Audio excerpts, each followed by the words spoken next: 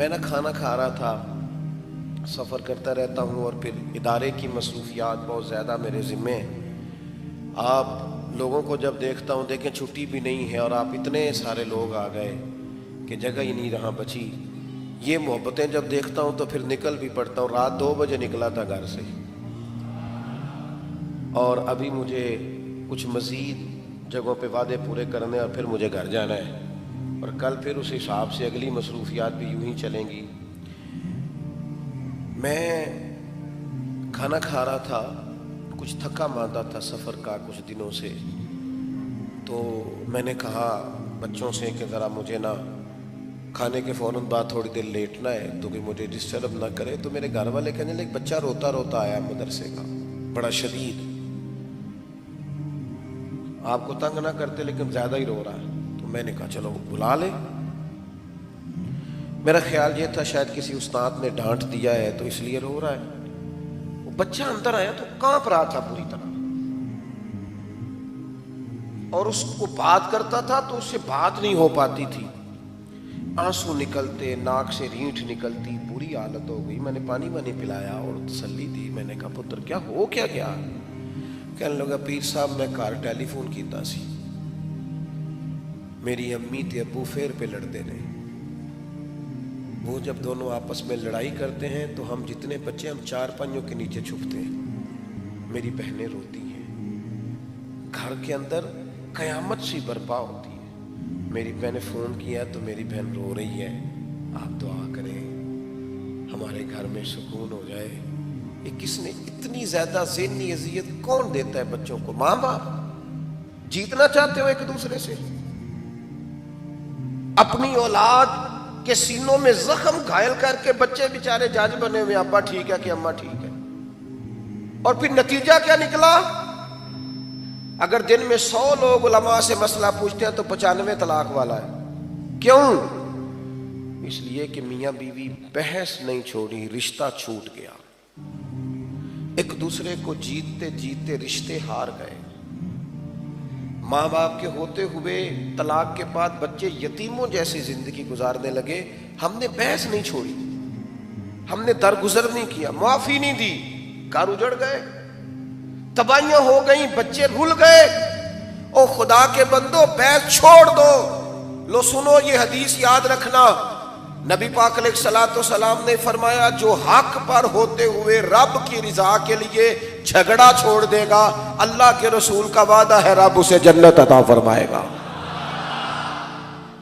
تھوڑی دیر کے لیے 2 قدم پیچھے ہٹو، کچھ بھی نہیں ہوگا، آپ کی شان میں کوئی کمی کچھ نہیں ہونے لگا۔ یہ بحث یہ بلا وجہ کی، اور یہ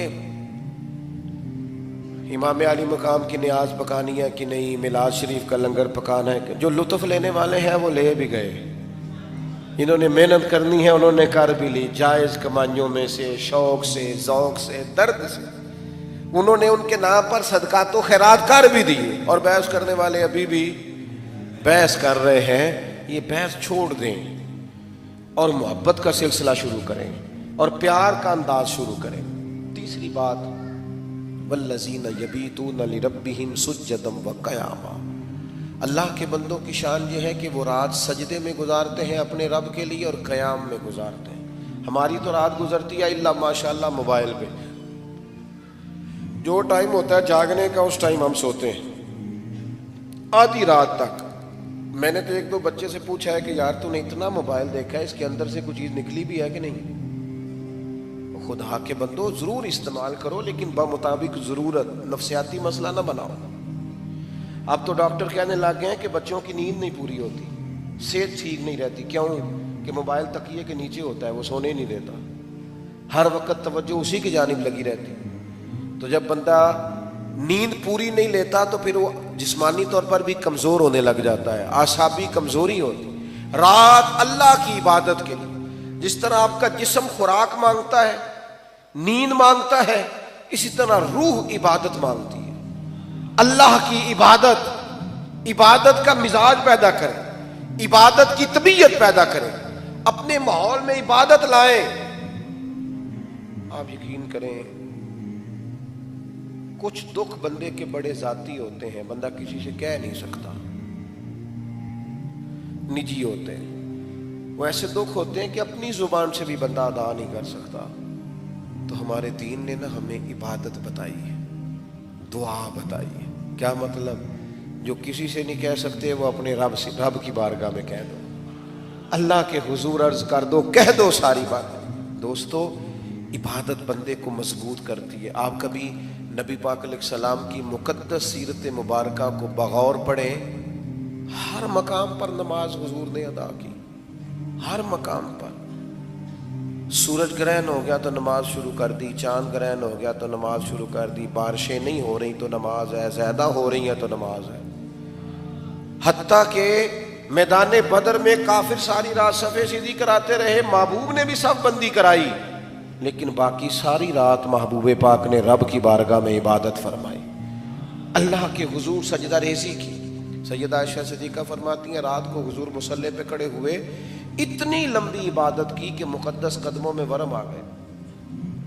میں نے عرض کی یا رسول اللہ صلی اللہ علیہ وسلم، آپ اللہ کے محبوب مطلق ہیں، آپ الابحاث سے اپنے آپ کو بچا لیں، بلا وجہ کا الجھنا چھوڑ دیں، ہر جو ہمارے شعبے کا کام نہیں اس میں بلا وجہ جا کے الجھاؤ پیدا کرنا، اس سے نکل آئیں۔ اور تیسری گزارش آپ کی خدمت میں یہ کی ہے، اپنے آپ کو عبادات کے ساتھ وابستہ کریں۔ میں آپ سے عرض کروں، آج اگر شام بچوں کے لیے جو ہمیں حکم دیا گیا ہے گھر سے وہ لے کے نہ جائیں تو احتجاج شروع ہو جاتا ہے، فلاں چیز بچوں کے لیے منگوائی۔ بچے چھوٹے کا حق ادا کرنا بھی ہم پر ضروری ہے۔ چھوٹے بچے سے لے کر بزرگ تک جس کا حق ادا نہ کرو وہ احتجاج کرتا ہے، اور تو نماز نہیں پڑھتا اللہ کا ہی حق ادا نہیں کرتا۔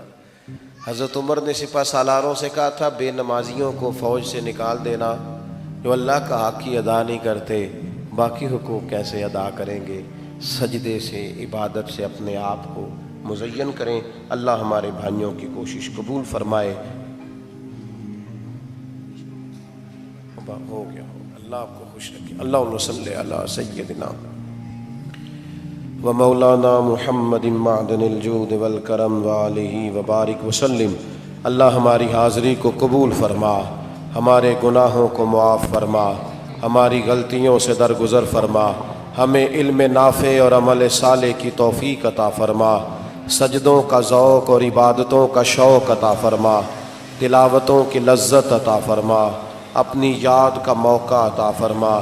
اللہ اتنے سارے لوگ تشریف لائے ہیں، کوئی بیمار ہے تو شفا عطا کر دے، مقروضوں کو قرضوں سے رہا کر دے، تنگ دستوں کے رزق میں وسعت پیدا کر دے، جن کے مکانات اپنے نہیں ہیں انہیں اپنی چھت عطا کر دے، امت کے حق میں رحمت والے فیصلے فرما دے، عالم اسلام کی مدد فرما، فضل و کرم فرما۔ اللہ امت کے حال پہ رحم فرما، امت کے حال پہ رحم فرما، امت کے حال پہ رحم فرما۔ میرے وطن عزیز پاکستان کی خیر فرما، ہم تیرے عاجز بندے ہیں، ہمارے حال پہ کرم نوازی فرما، میرے ان بھائیوں کو بہترین صلہ عطا فرما۔ اللہم انا نسألک العفو والعافیۃ فی الدین والدنیا والآخرہ، رب اغفر وارحم وانت خیر الراحمین۔